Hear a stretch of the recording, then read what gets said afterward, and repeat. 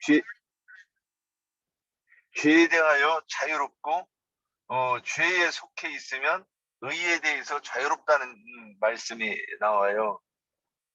그래서 이 그 의에 대해서도 쭉 나오고, 그 다음에 생명의 법에 대해서 나오는데, 생명의 법과 사망의 법에 대해서 나오고, 그 다음에 어떻게 의롭게 되는가에 대해서 이제 설명을 쭉 이렇게 말씀하시는 게 나와요. 그래서 그런데 그렇게 되는 것이 율법을 조문으로 보느냐, 육신에 속해서 조문으로 보느냐, 영에 속해서 생명의 성령으로 보느냐, 이런 그 말씀들이 이렇게 이제 쭉 나오고, 제가 오늘 이렇게 이제 다른 부분들은 조금 오해가 적을 것 같은데, 그 예정론이 우리가 이 성경을 읽으면 딱 예정론처럼 보이는 부분이 로마서 8장에 이렇게 많이 나오는 것으로 보입니다. 로마서 9장 7절에 보면, 로마서 9장 7절에 보면, 아브라함의 씨가 다 그의 자녀가 아니라 오직 이사로부터 난 자라야 내 씨라 불리리라, 이 말이 로부터 시작해서 13절에 가면 거기 이제 그 밑에 그 다음 절부터 쭉 나오는데, 13절에 딱 내가 야곱은 사랑하고 에서는 미웠다 하였다 하신 것 같으니라. 그러니까 앞에 구절도 이거를 이삭의 씨라고 하는 것은, 저는 이게 그리스도 맏아들된 천열매된 그리스도를 본받아 우리가 장자가 된다고 하는 이 말로 저는 이해를 했고, 야곱은 사랑하고 에서는 미워했다. 그런데 이 야곱이라고 하는 이름이 그 하나님의 은혜를 사모하고 저 구원을 사모하는 그러니까 그 형의 장자의 권리를 빼앗기 위해서 다투었지 않습니까? 그런저를 사랑한다는 것이지, 태중에서부터 야곱이기 때문에 사랑하기로 정해졌다, 이런 얘기가 아니고, 야곱과 같아야 된다, 이제 이런 뜻이라고 보는 부분이 있었어요. 근데 이제 9장 21절에 보면, 토기장이가 진흙 한 덩이로는 하나는 귀 있을 것, 하나는 귀 있을 그릇, 하나는 천 있을 그릇을 만든 권한이 없느냐. 여기는 제가 이렇게 조금 설명하면 좀 그럴 것 같고, 그 8장에 보면 8장 몇 절입니까? 저기 29절에 보면, 30절에 보면 또 예정론이 같이 보이는 게, 미리 정하신 자들을 또한 부르시고, 이렇게 돼 있어요. 그래서 미리 정하셨다. 이 말도 야곱과 에서를 그 태중에서 정했지 않았느냐? 저도 이렇게 먼저 배운 선생이 이 부분을 이렇게 설명을 하니까, 저도 그 전에 죽어도 예정론 아니라고 빡빡 우기다가 그 말에 넘어가서 다시 예정론으로 갔다가, 여기 장작교에 와서는 이제 다시 이제 예정론이 아닌 걸로 이렇게 이 성경이 그때는 전혀 안 보였었는데, 여기서 미리 정하셨다고 하는 게 어떻게 이거를 해석할 것인가? 저는 요한복음 1장 16절에 1장 12절에 이 빛을 영접하는 자를 그 조건을 미리 정하셨다, 이렇게 보이고, 요한복음 3장 16절에 하나님이 세상을 정한 독생자로 누구든지 저를 믿는 자는를 미리 정하셨다고 하는 그 뜻이 아닌가, 이렇게 이제 보았습니다. 근데 그렇게 이렇게 보이는 것이 제가 맞는지 안 맞는지 이 분별을 받아본 적이 없기 때문에 오늘 이 말씀 나오면서 이 부분에 대해서 한번 이렇게 언급을 해봤습니다. 저는 여기까지 하고요.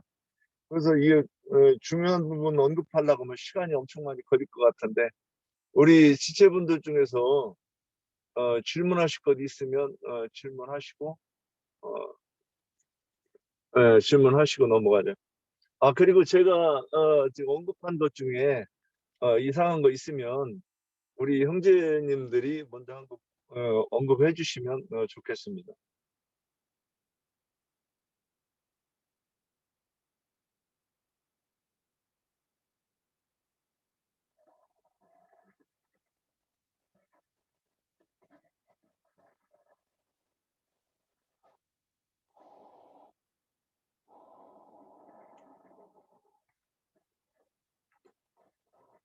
아무도 말씀하지 않으시는 거 보니까 제가 말한 거는 다 이게 맞다 이렇게 동의하시는 것 같이 보이는데 그 땅땅땅하게 넘어갈까요, 그건?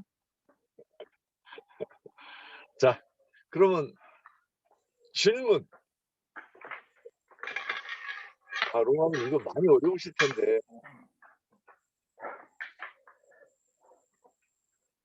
저 왜 어렵냐. 네.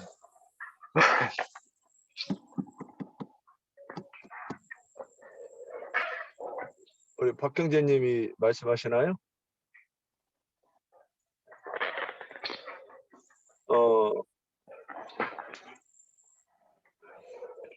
홍성수 형제님 말씀하실 건가요?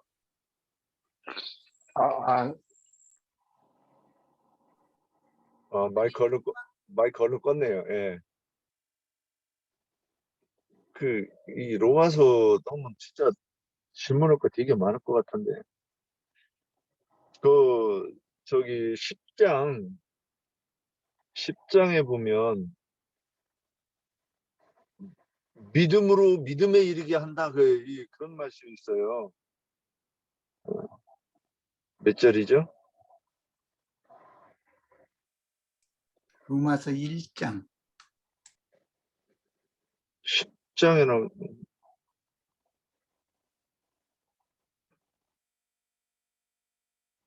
제가 잘못 봤나 보구나. 예. 금방 형제님이 지적하신 로마서 8장과 9장의 내용은 우리 개역개정 번역본으로 보면은 번역본 그대로를 보면은 이게 애정론이죠. 그대로를 보면. 그래서 이게 실질적으로 이제 개역개정의 9장 같은 경우에는 11절을 잘 한번 해석을 해볼 필요가 있어요. 11장 같은 경우에는 이게 이제 우리 원어 성경이라고 이야기한 그러니까 이 히브리어로 지어진 성경을 여기 같은 경우는 이제 헬라어죠. 헬라어로 된 성경의 어떤 우리 야급표를 가지고 이렇게 추적을 해보면 이게 없는 말과 생략되어야 될 말들이 막 이렇게 들어가 있고 이게 의역을 한다라고. 그래서 이게 실질적으로는 어떤 성경이 말하고자 하는 의도와 좀 다르게 어떤 번역된 측면이 있어요. 이게 이제 사도행전 13장 38절인가 39장도 맨 마찬가지예요. 번역이. 그래서 우리가 제가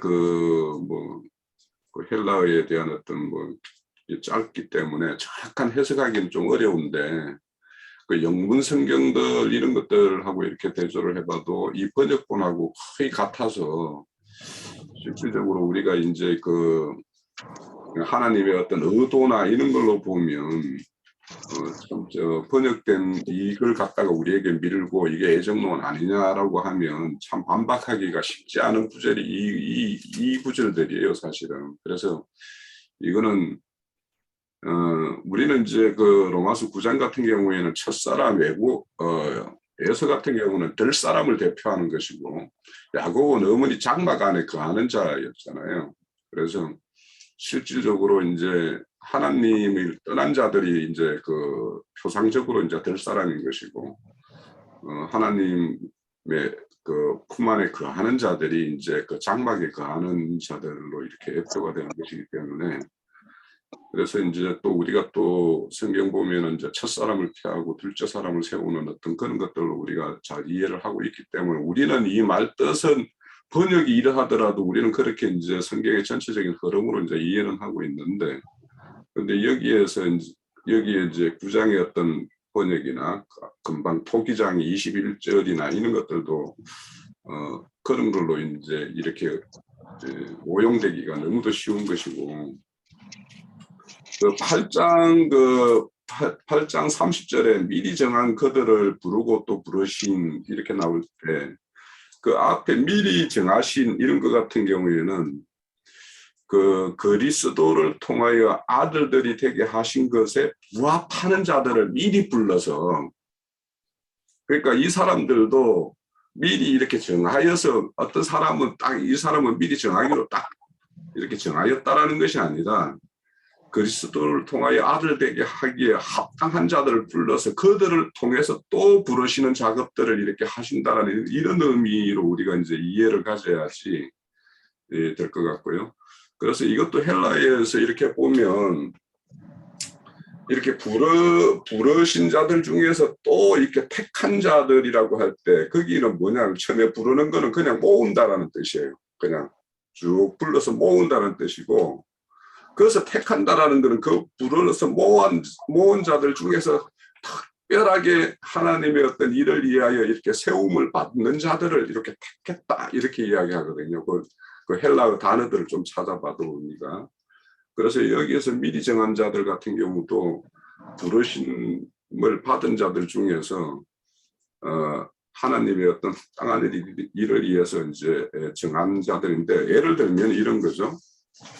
모세와 같은 사람, 이런 사람, 모세는 태어나는 순간부터 하나님이 개입하셔가지고 출애굽의 어떤 인도자로 이렇게 쓰시거든요. 그 모든 가정들을 하나님이 개입되지 않은 가정이 하나도 없어요. 모세 같은 경우에는 처음에부터 그 갈상자에서 이렇게 버려질 때 순간부터 그 하나님이 개입해서 그 자를 궁으로, 또 거기에서 궁에서 장성하니까 또 미디안 계곡으로 또 이렇게 가게끔 하는 어떤 사건을 통해서 이렇게 해서 이제 이렇게 쓰시잖아요.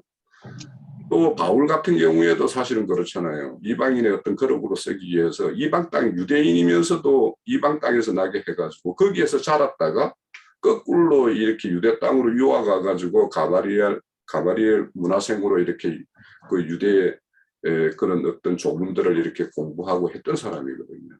그러니까 그런 어떤 사람들을 보면 그렇게 어떤 특정한 사람들이라고 하는 것들을 하나님은 우리 모든 사람에게, 우리도 알게 모르게 그렇게 다 개입을 하고 있었을 거예요.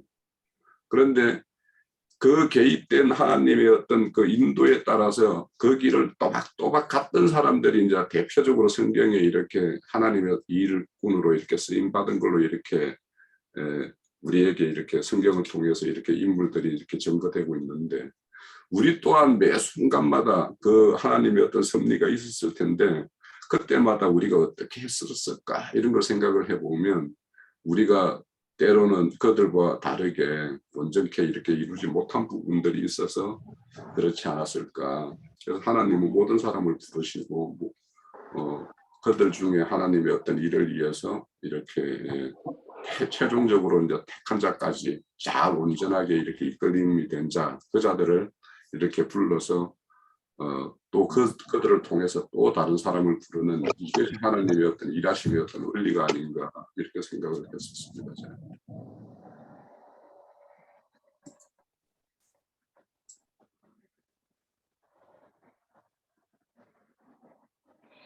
그 에서가 들사람이라고 그러는 것도 육체의 사람을 표현하는 말이라고 저는 이렇게 생각이 들어요. 그 들사람 그러면 데비드에서 야곱은 장막에서 있었다 그랬는데, 장막에서 있었다고 하는 거는 어머니 교회, 참된 교회 안에서 어머니로부터 양육받는 거를 말씀하신 것 아닐까 싶고, 이 들사람이라고 그러는 건 들짐승을 상징하고 들짐승은 날 것을 먹는 것을 의미하는 것이고 날 것으로 먹는다고 하는 것은 율법을 조문으로 본다고 하는 뜻이라고 이렇게 좀 보여지는 부분이 있어요.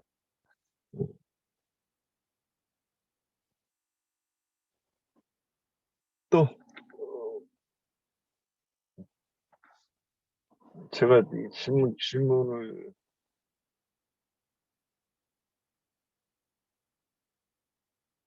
그래서 로마서 8장 24절 보면 우리가 소망으로 구원을 얻었음에 보이는 소망이 소망이 아니니 보는 것을 누가 말하리요 그랬는데 이 야곱이 그 소망을 위해서 저는 이렇게 연결이 돼요. 아, 야곱이 그 소망, 그러니까 우리에게도 산 소망을 이제 붙잡으라고 하시는데, 야곱이 가졌던 그 소망, 장자권이 야곱에게는 그 산 소망이 아니었던가. 제가 그쪽으로 보려고 그래서 보여져도 다 그렇게 보이는지 모르겠습니다.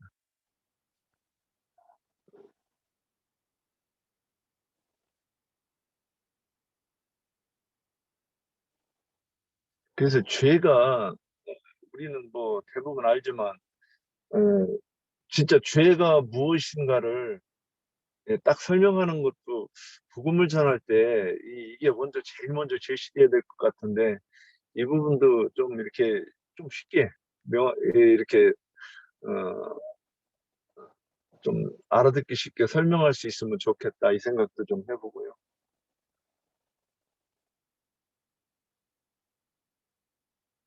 예, 그러면 오늘 다들 뭐 질문도 없고 그러시다고 하니까 오늘 좀 일찍 끝나지 않을까 싶긴 한데 저기 장로님님 오늘 저기 하실 말씀 이거 저기 하려고 그러면 많으실 것 같은데 시간 많이 들겠습니다.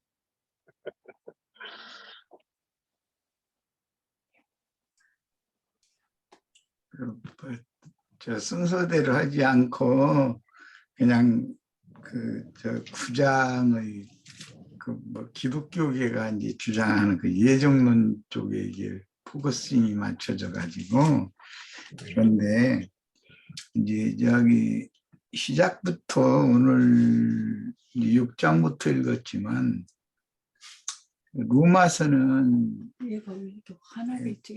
두 가지의 신앙 노선과 법칙을 이렇게 대비해 가면서 이렇게 왔다 갔다 해가면서 이렇게 설명을 해나가고 있어요. 그런데 이제 오늘 로마서 9장에 포커스를 맞춰가지고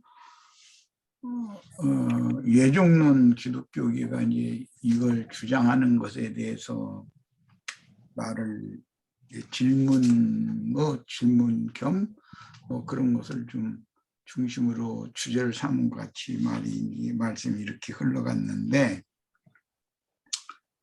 이것은 핵심을 보자면은 9장 8절을 먼저 보겠습니다. 거기 보면 두 사람이 나와요. 자, 본인의 성경으로 보는 거예요. 그리고 이제 누가 이런 질문, 뭐 예종론을 주장하는 칼뱅 신학 졸업한 사람들, 그런 사람들이 이 로마서 9장을 예로 들어서 이제 예종론을 자꾸 주장을 할 때 이걸 명확하게 해줘야 돼요. 두 번째는 육신의 자녀가 나와요. 그 다음에 약속의 자녀가 나와요. 두 사람이 있어요. 로마서의 시작에서부터 예수는 육신으로는 아브라함의 혈통에서 났고 영으로는 아브라함의 믿음을 통해서 났다라는 두 사람을 시작부터 대조를 해요.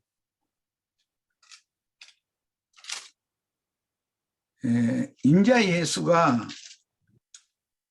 육신의 몸을 입고 왔으니까 그 육신의 조상 얘기도 해야죠. 그 육신의 조상 얘기는 첫사람 아담으로 올라가게 되고, 영의 조상은 믿음의 조상인 아브라함으로 기착이 되기 때문에, 거기에서 시작이 되기 때문에 계속 반복해서 로마서를 통해서 바울 형제님께서 말하고자 하는 것이 이제 첫사람과 둘째 사람, 죄의 육신의 자녀와 성령의 약속의 자녀, 이렇게 대비를 계속하고 있어요. 이제 시작부터 이쪽으로 갔다 이쪽으로 갔다 이쪽으로 갔다 이쪽으로 갔다 대비해 가면서 설명을 해나가는 형식으로 되어 있는 게 로마서의 구조예요. 용어는 다 읽어서 다 알 거예요. 이게 9장에 오면 그 쌍둥이에 대한 이삭의 아내 리브가의 태에서 쌍둥이가 났죠. 그런데 그 쌍둥이는 성경이 무엇을 의미하느냐, 이걸 설명을 지금 해나가는 것이 9장이에요. 에서는 너희 모두, 우리 모두의 첫사람이다. 육의 몸, 죄의 몸을 입고 태어난 사람이다. 그 다음에 둘째 사람, 약속의 자녀. 야곱은 그럼 누구를 의미하느냐? 위로부터 하나님의 영으로 말미암아 약속의 성령으로 말미암아 거듭난 새 사람이다. 이걸 지금 말하느라고 이삭의 아내인 리브가의 태중에 두 아들이 있었다. 그런데 그들이 출생되기도 전에 나는 형을 사랑한 것이 아니라 동생을 사랑했다라고 얘기를 해놓은 거예요. 이게 지금 성경이 말하는 의도예요. 로마서 8장에는 육의 몸과 그 다음에 7장이죠. 육의 몸과 그리스도의 몸이라는 대비가 또 나와요. 그게 로마서 7장 4절에 나오는 용어죠. 그것도 한번 찾아서 읽어보겠습니다. 이 성경이 지금 계속해서 왔다 갔다 해가면서 두 사람을 처음부터 대조를 하는 거예요. 그러면 내 형제들아 너희도 그리스도의 몸으로 말미암아 이렇게 했어요. 그리스도의 몸이라는 말이 있고, 그 다음에 이제 육의 몸, 죄의 몸이라는 말이 7장 그 하반부에 나와요. 육의 몸, 죄의 몸. 그러니까 몸이 있지만 두 몸이 있다라는 것을 일단 설명해 놓고 나서 8장에 가서는 법이 두 가지 법이 있다라고 이제 설명을 하고, 육신에 있는 자와 즉 죄의 법에 묶인 자, 또 사망의 법에 묶인 자, 육신에 있는 자와 영에 있는 자. 그것을 구분을 하는 것은 이제 생각인데, 영의 생각은 생명과 평화이지만 육신의 생각은 사망이다. 이제 이렇게 이것도 자꾸 대조를 한다는 것을 꼭 이해를 하셔야 돼요.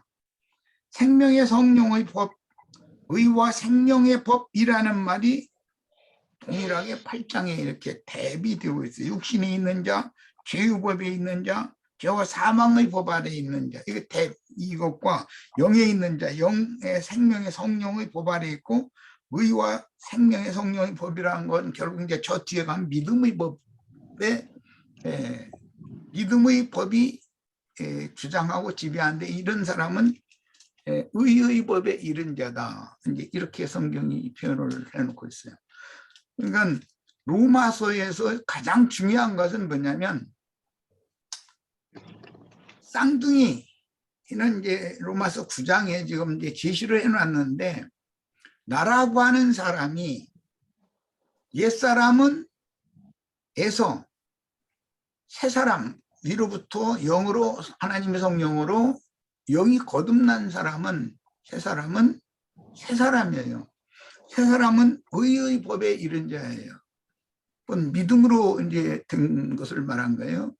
속사람, 겉사람은 육체의 법에 의해서 난 사람이 자연인이죠. 흙사람이죠. 자, 이것을 계속 대비를 하니까 기독교계가 근본적으로 뭘 지금 잘못 생각하고 있느냐면 자기 예배당에 나오는 어떤 사람은 불택자고 안 나오는 사람은 자기 예배당에 나오면 택자다 이렇게 하는 것이 시장이 잘못됐다는 거예요. 택한 사람 믿고 동일한 육에 속한 사람과 영에 속한 사람이 나라고 하는 사람이 두 생명이 있다라는 것을 강조한다 이 말이에요. 두 생명을 산다. 천연적인 사람은 한 가지 생명만 살아요. 거듭난 생명은 없으니까. 그 사람은 뭐 죄의 법 아래 있는 사람이니까 그건 멸망의 자식이에요. 약속의 자녀가 아니고. 이건 성경이 말하는 의도에 대해서 시작을 잘못하고 있다. 기독교의 조직신학은 사람을 각각 상대방과 나라고 하는 기독교계의 그런 개념이 아니라 나라고 하는 사람이 육신에 있는 나도 있고 영에 있는 나도 있다. 그래서 이게 쌍둥이다 이 말이에요. 예표로 에서와 야곱으로 예시가 되어졌고 내가 육신을 입고 세상에 태어나기도 전에 이미 하나님은 예수 그리스도를 믿음으로 영이 거듭난 사람은 사랑하시고 하나님의 자녀로 삼기로 정하셨고 첫사람 아담에게 속한 그 흙사람은 진노의 자녀, 진노의 그릇으로 이미 결정을 해놨다는 거예요. 그리고 나서는 이제 진노의 그릇인 혈과 육에 있는 옛사람을 어떻게 벗어버리고 영의 몸으로 오늘 이제 8장에 양자될 것 곧 우리 몸의 속량을 기다린 몸의 속량을 기다린다 이제 여기까지 갔는데 이건 처음 익은 열매를 받은 예수 그리스도의 성령을 받은 우리까지도 속으로 탄식하여 양자될 것 곧 우리 몸의 속량을 기다리느니라 그랬는데 속사람으로 거듭난 다음에 온전케 된 의의 영으로 즉 시천사로 영광 중에 주와 함께 나타나서 하나님의 나라를 유업으로 받을 자들이 하나님의 아들들이에요. 그러니까 모든 피조물도 그런 시천사들 즉 하나님의 아들들이 나타나는 것을 고대하고 있는 중이다. 이렇게 지금 말씀이 설명이 되어지고 있어요. 그러니까 지금 내가 말하는 것은 반복해서 강조하지만 로마서는 시작에서부터 계속해서 두 사람을 대비를 한단 말이에요. 그런데 개체별로 저 사람, 이 사람 이렇게 하는 것이 아니고 어떤 나라고 하는 한 사람이 첫 아담, 둘째 아담, 이제 고린도전서 15장에 가면 이것을 구체적으로 설명하는 말씀이 나와요. 흙에서 난 자는 첫사람이다. 위로부터 난 자는 둘째 사람이다. 이게 우주 가운데는 두 사람이 있어요. 하나는 흙사람 아담, 하나는 하나님의 사람 예수 그리스도. 너희가 예수 그리스도께 속한 하나님의 나라를 유업으로 받을 그 권세를 부여받기 위해서는 반드시 진리의 말씀이 믿어져서 위로부터 거듭나야 된다. 이걸 말하는 거예요. 뿐만 아니라 이제 몸의 구속까지 온전케 되어져서 시천사가 되어져서 영광의 세계에 나타나서 하나님의 새하늘과 새 땅, 새 세계를 유업으로 받아야 된다. 이 얘기를 하는 것이 성경의 전체적인 배경이고 로마서가 이것을 1장에서부터 이쪽으로 갔다 이쪽으로 갔다 좌측으로 우측으로 왔다 갔다 해가면서 이 복음 말씀을 듣는 사람들이 한 사람인데 육신에 있는 사람이 있는가 하면 영에 있는 사람으로 거듭난 세 사람이 있어서 한 사람 속에 이 두 사람이 살기 때문에 결론적으로 신앙생활을 하다 보면 육체의 소욕과 성령의 소욕이 서로 거슬리고 대적해서 싸우는 걸 너희가 속으로 체험적으로 다 알지 않냐 이것을 강조해 준단 말이에요. 그러니까 이런 내용을 이해를 하면 됩니다. 무슨 교리 얘기를 그것은 할 필요도 없어요. 성경이 말하는 의도는 예수 그리스도로 예수 그리스도의 출생에서부터 육체로는 혈통적인 아브라함의 후손을 통해서 그 1장부터 다윗의 혈통에서 났다. 육신으로는. 그게 3절에는 아들에 관하여 미리 약속을 한 것인데, 그 아들에 관하여 말하면 육신으로는 다윗의 혈통에서 났거나 성결의 영으로는 죽은 자들 가운데 부활하여 능력으로 하나님의 아들로 선포가 됐다. 그게 지금 내가 말씀을 전하는데 교회를 세우는 터전과도 이 관계가 있어요. 십자가에다 터를 잡을 거냐, 무덤에서 부활하신 부활 생명의 신앙의 기초를 삼을 거냐라는 것이 이렇게 중요한 거예요. 이 싸움은 기독교계 전체와의 싸움이단 말이에요. 지금 기독교계는 그리스도의 몸 된 교회예요. 이제 로마서 7장 4절이라는 말이죠. 그리스도의 몸이라는 말이 최초에 그 말이 사용이 됐죠. 로마서 7장 4절 보겠습니다. 이 말도 내가 너무 급하게 왔다 갔다 하는 것 같으네. 어쨌든 1장에서부터 예수가 혈통으로 났는데 그분은 첫 아담을 대표해서 나온 사람이고, 그러니까 그는 죽어야 된다라는 걸 말하고, 그 다음에 약속으로는 성결의 영으로 다시 났다. 죽은 자들 가운데서 거듭났다. 그러니까 이게 두 사람, 예수가 두 번 났다라는 걸 강조하는 거예요. 성경을 가르침 받을 때는 예수가 마리아의 태를 통해서 육신의 몸을 입고 한 번 나고, 사도행전 13장 33절에 부활의 날에 내가 오늘 너를 낳았다. 너는 내 아들이라. 하나님의 아들로 부활의 날 부활 생명으로 또 난 이야기를 한단 말이에요. 항상 성경이 강조하는 바는 한 분 예수가 두 번 났다라는 얘기를 하는 거예요. 육체로 난 것은 아담을 대표해서 난 거고, 첫 아담을 대표해서 흙사람으로 난 거고, 그러니까 죽어야 돼요. 아론 반차의 대제사장이니까 그건 폐해져야 되는 거고, 그 다음에 두 번째 난 것은 약속을 따라 영으로 난 것이단 말이에요. 하나님 약속으로, 성경이 약속이니까 그게 언약을 따라 난 거예요. 그 약속의 아들로 났어요. 그분은 영생이실 뿐 아니라 영생을 우리에게 주는 분이다. 이거야. 둘째 사람이다. 이거야. 이것을 로마서 시작에서부터 계속 왔다 갔다 하면서 매장 이렇게 설명을 하고 있고, 지금 내가 로마서 7장 4절에 보면 그리스도의 몸이라는 말이 있고, 그렇게 돼 있죠. 그러므로 형제들아 너희도 그리스도의 몸으로 말미암아. 이것은 두 남편을 설명을 하면서 율법의 저주 아래 있는 사람들은 법 아래에 있는 자들이고, 그 주문의 율법이 첫 남편이다 이거예요. 그 말씀이니까. 그런데 그 첫 남편 율법에 대하여 죽으면 약속으로 말미암는 영으로 다시 사는 삶이 오게 되는데, 그것이 영생이다라는 걸 지금 설명하는 거예요. 율법에 대하여 죽임을 당하면 죽은 자 가운데서 살아나신 부활하신 예수, 그것은 율법의 저주에서 완전히 벗어나 버린 사람이기 때문에 율법이 그를 저주하거나 정죄하거나 붙잡을 수가 없는 거 아니냐. 최종적으로 우리의 구원이라는 것은 죄의 법, 곧 육체의 법, 율법의 저주로부터 벗어나는 것이란 말이에요. 그래야 실질적인 영적 자유가 온다 이 말이에요. 아멘. 율법에 매여 있으면 무슨 해방이 있고 무슨 자유가 있어요. 율법이 항상 율법에 의해서 나의 모든 육체의 약함으로 말미암아 뭐 잘못했거나 잘못 생각했거나 뭐 어떻게 윤리 도덕적인 어떤 잘잘못에 따라서 양심이 참소는 계속 오게 마련인데, 양심의 참소에 따라서 자기 스스로 그 법을 벗어나라는 건 대표자가 가려운 거잖아요. 그런 방법으로는 구원을 못 받는다는 거예요. 그래서 너희는 은혜의 법 아래 있어야 된다라는 것을 6장에서 이미 그래서 설명을 해놨던 거예요.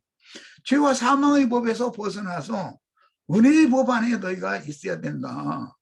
그 6장 마지막에 이렇게 됐죠. 마지막 절에 죄가 너희를 주장하지 못하게 하려 이는 너희가 법 아래, 이건 율법 아래 있지 않냐고, 은혜 아래 있기 때문이다. 은혜가 왕노릇하게 해야지 죄가 왕노릇하게 해서 하지 말아라. 그러려면 율법의 저주에서 너희가 벗어나야 된다는 거예요. 이것이 지금 로마서가 말하고자 하는 핵심이기 때문에 기독교계가 말하는 무슨 예정론이었고 이런 것은 그 사람들이 로마서를 아직 로마서 강해가 기독교계에는 제일 많아요. 로마서 강의 않는 목사 봤어요? 그런데 거듭난 사람, 로마서 강의 잘하는 사람 치고 거듭난 사람 봤어요? 그 사람들이 거듭났는지 아닌지 우리가 오늘 읽은 말씀 가운데서도 우리가 전하는 믿음의 말씀이라 그랬는데, 사도들이 전하는 믿음의 말씀이 정말 믿어졌어요? 그 사람들이? 그렇게 믿어져서 거듭났다면 그건 말도 같지 않은 예정론 이런 건 시우려될 필요도 없는 거예요. 그 사람들 로마서 강의한다고 떠들어대는 사람들, 나 거듭난 사람 나 한 사람도 본 적 없어요. 내가 판단할 때는 거듭남이 뭔지도 몰라요. 자기 자신 안에 육으로 난 자가 있고 이로부터 영으로 거듭난 자가 있고 두 사람이 산다고 하는 의식이 없으니까 자기 참 믿음이 없다는 거 아니에요. 그 사람이 어떻게 겉사람을 이 생에 사는 동안에 하나님은 후패시키고 낡아지고 하다가 결국은 무너지게 할 건데, 그대로 그렇게 늙어서 죽게 만드는 것은 사람을 지은 창조 목적이 아니다라는 거예요. 그 무너지기 전에 반드시 진리의 말씀이 믿어져 가지고 위로부터 영이 거듭나 가지고 온전한 새 사람으로, 온전케 된 의인의 영들로 온전케 되어져서 이 육신의 장막이 무너질 때는 지천사로, 즉 모든 피조물도 그렇게 하나님의 아들들이 나타나는 것, 그것을 양자라고 번역했어요. 우리 번역에는 시오데시아. 내가 이걸 시오데시아에 대해서 얼마나 강조하고 설명을 했는지 몰라요. 지천사가 되어야 된다는 거예요. 그 계시록 4장에도 보면 그 24장로들과 내생물이 그 지천사들이잖아요. 사람으로 태어났지만 온전한 구원을 이뤄서 천사가 동등이 된 사람들이 그냥 보좌에서 세세토록 찬양하고 영광을, 주님께 영광을 돌리고 또 주님의 영광을 누리고 하는 사람들이라는 것이 성경 결론이잖아요. 두서없이 얘기를 이말저말을 했지만 잘 정리하시기를 바라요. 기독교계가 말하는 예종론에 빠진 사람은 거듭난 사람이 아니에요. 말을 아무리 그럴싸하게 잘해도 참 거듭난 사람이 아니에요. 자신 속에서 육체의 소욕과 성령의 소욕이 심각하게 싸우고, 성령의 소욕이 결국 육체의 소욕을 제어하고 다스리는, 그게 이제 이기는 자, 다스리는 자가 되는 건데, 그런 것에 대해서 생명의 체험이 없으면 죄와 사망의 법칙이 자기 자신을, 죄의 법이 여전히 자기를 다스려. 그러면서 로마서 강해를 잘하면 무슨 소용이 있어요, 그게. 그 로마서 강해 잘하는 것과 성령의 소욕과 연합된 영으로 육체의 소욕과 연합된 흑사람, 옛사람을 제어하고 지배하고 다스리고 굴복시키고 이렇게 하는 사람이 되는 문제와는 전혀 다른 얘기단 말이에요. 마치겠습니다. 감사합니다. 예, 뭐 말씀 듣고 나니까 이거 한번 질문해야 되겠다, 이 뒤늦게 생각나신 분 있습니까?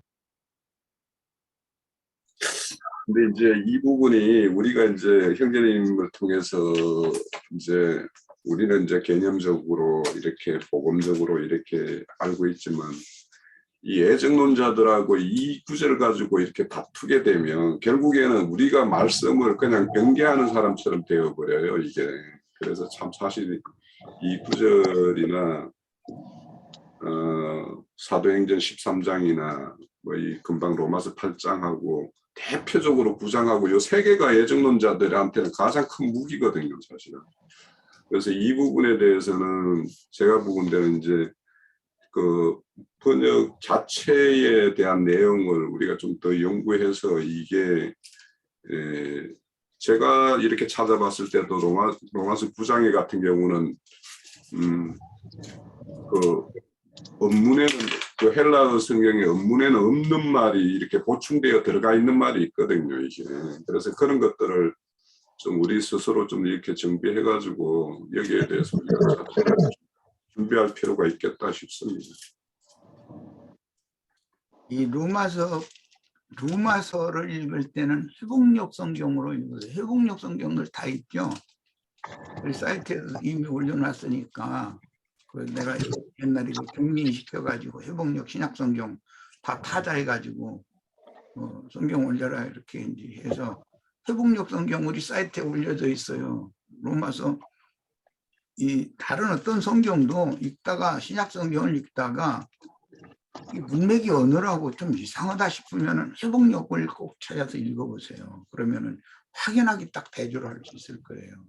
잘된 좋은 번역본을 내가 자꾸 돌아가면 지적을 해줘가면서 되도록이면 이런 성경으로 이렇게 대조하면서 읽어라. 이런 얘기를 자꾸 강조하는 게 이유가 다 있어요. 그 회복력 신약 성경에 이렇게 조그맣게 나온 게 있더라고요. 저는 이거 하나 이렇게 얻어가지고 가지고 다니는데 이게 좀 괜찮은 것 같더라고요. 아, 괜찮은 게 아니라 그게 그 독일의 그 형제 그 알란드라고 하는 그 형제가 독일어로 신약 성경을 번역을 해놓은 것을 영어로 다시 그대로 옮긴 거예요. 그 킹제임스보다도 훨씬 더 정확하게 그 문장 그 어휘력 이런 것이 굉장히 좋은 번역이에요. 그러니까 회복력을 꼭 대조해서 읽으시길 바라요. 그러면 확실하게 밝아지는 부분이 굉장히 많아요. 예, 그러면 이제 오늘은 여기서 마치도록 하겠습니다.